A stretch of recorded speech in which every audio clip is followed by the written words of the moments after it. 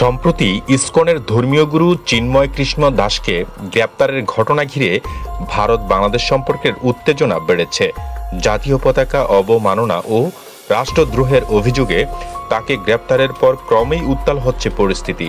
ফলে প্রশ্ন উঠেছে, ইসকন আসলে কী ধরনের সংগঠন এবং তাদের কার্যক্রম কী? ইসকন মূলত ধর্মীয় ও আধ্যাত্মিক কার্যক্রম পরিচালনার একটি সংগঠন। ইসকনের প্রধান কার্যক্রমের মধ্যে রয়েছে মন্দির নির্মাণ, ধর্মীয় উপদেশ দেওয়া, শ্রীমত ভগবত গীতা প্রচার, ভক্তি কার্যক্রম এবং দাতব্য সংস্থা পরিচালনা।